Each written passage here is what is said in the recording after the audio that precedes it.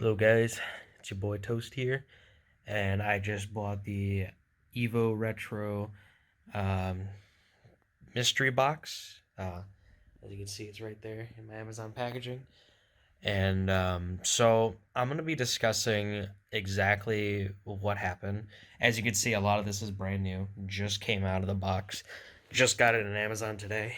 And I'm going to be showing you exactly how I feel about these controllers. I paid about like 70 bucks for all of this in total, and I'm going to be going in depth and detail of everything that it came with. So first off, it comes with a Gamecube adapter that you can plug into your Switch or your PC or Wii U if you wanted to play any of your Smash games. It's like the one I have over there, but I haven't tried this one yet, but I will be showing demos of each GameCube controller plugged into it. And then they also come with extension cables for them. So if the cables are too short, all four of them get an extension cable in here, which is really cool.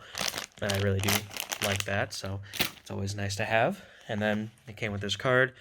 Basically said every review means a lot to us, and just a picture of the family and stuff like that, which is really cool. It's a family-owned business, so means that like most of the time they'll put like a lot of care into it. And now if we're going to be looking at the controllers here for a sec. So my first problem that I'm looking at right now is the weight of them.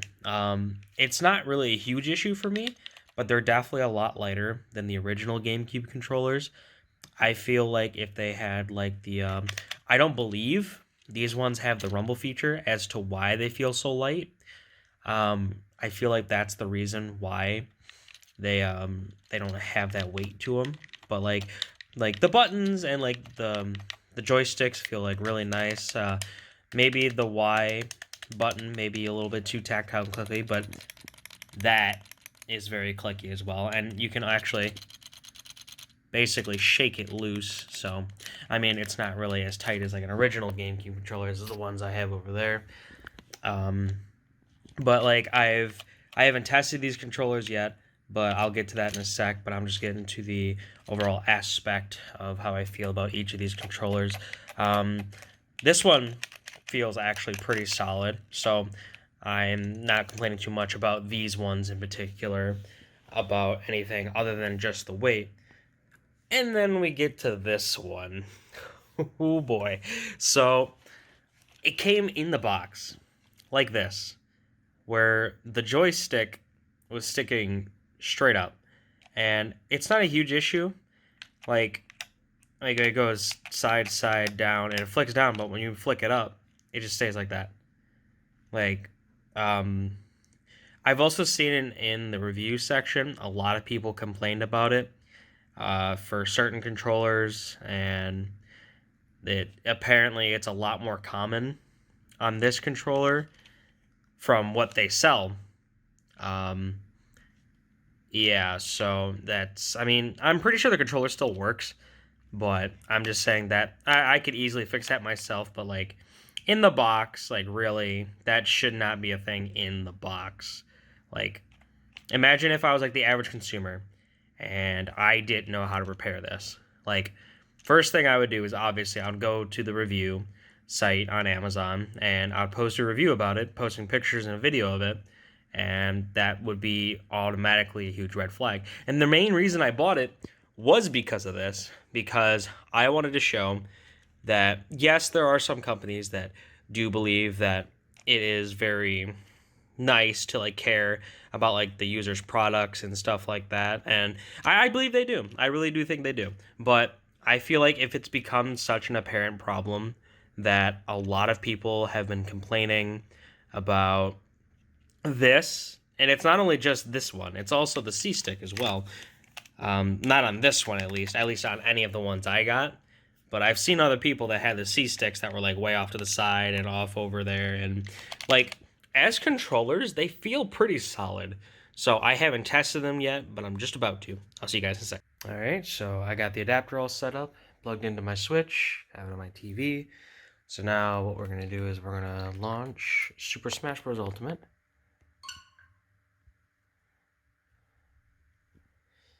And we're going to check the quality of the controllers.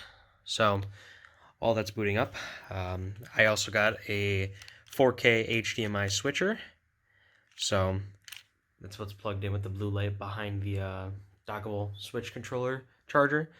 And I think it's pretty good too.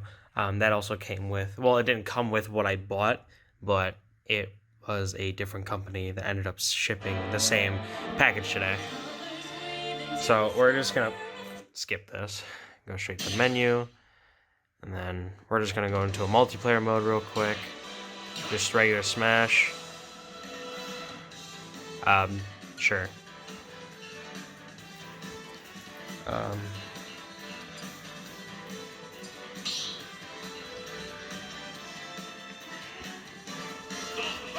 Alright, so here's one. Okay, so this one seems to be working. Oh, there's the drift. That's the drift on this one.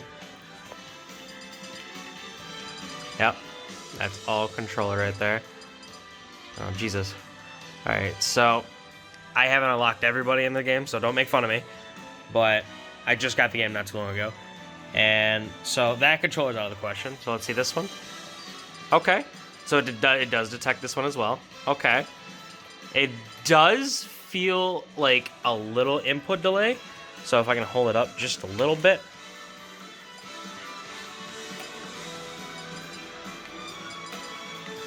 Yeah, like it does seem to have a little bit of a delay. Okay, so then let's test out the silver one. Okay, there's player 4. And then now player 5. Okay, so at least I know that the adapter works. Okay, so, alright, now the controllers are all jumbled. But, so, at least I know the adapter works, so that's not a huge issue.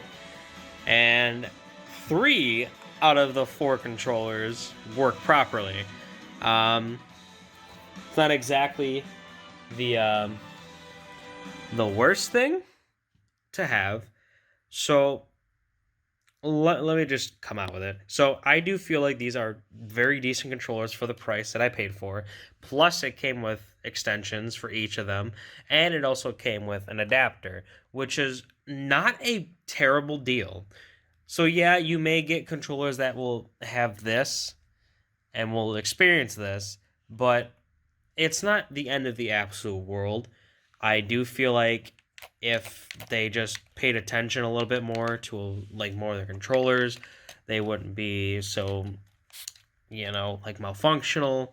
And like I do feel like this could be a really good branch for reviving GameCube controllers, because regular GameCube controllers right now, for like to buy a new or refurbished or renewed GameCube controller can cost anywhere between a good like $60 to $80 per controller. And that right there is, it's not, I'm not saying it's like a highway robbery, because yeah, they're becoming more rare, more obscure. A lot of Smash players get like really upset when they play games, so they smash them. So now we're getting low on GameCube controllers, and now it's becoming a lot more scarce to get regular GameCube controllers. And I've had my babies for like years, and like they're still going strong. And for these ones, I mean, for the price that they gave me, plus it was actually like a $5 discount too, because they were having like a little sale on these or something. And I stumbled across it, and I was like, you know what, whatever. I mean, they look pretty good. I mean, they have some decent reviews, so I'll give them a shot, you know. And from my personal experience, I personally think that they're okay. I mean, obviously, I haven't played around with them, but I just made sure that the adapter works and the controllers were operational and they were all functioning. So, I mean, as long as I get that green flag and green light that I know that they're working, then I know that this isn't a terribly wasted product. So, if I had to give an honest review, obviously for the weight of them would be a huge issue to some people, because me personally, I loved the weight of the original GameCube controllers.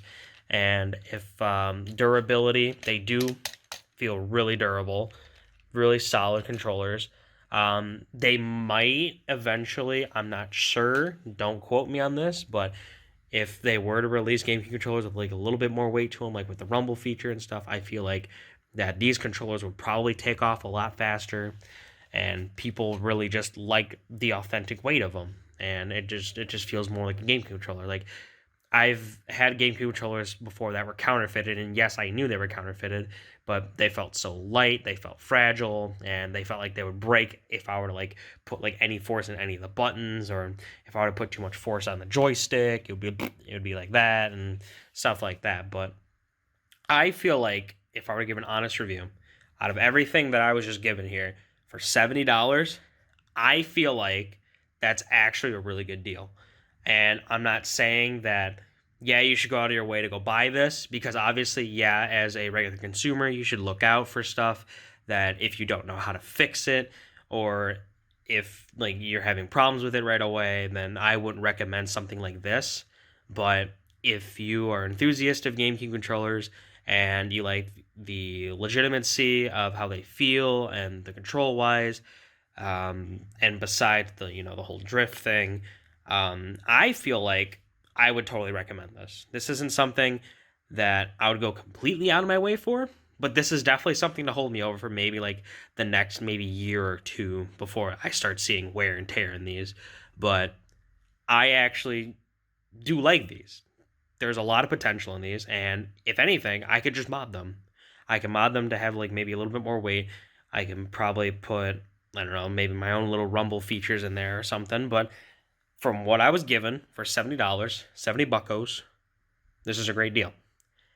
I would say hop on it if you are very interested in getting more GameCube controllers, or if you plan on having friends over, you want to play Mario Party, Smash Bros, you name it. Like, these will definitely do the job. I feel like this would be a great deal. That was my review. I'll see you later. Toast. Peace.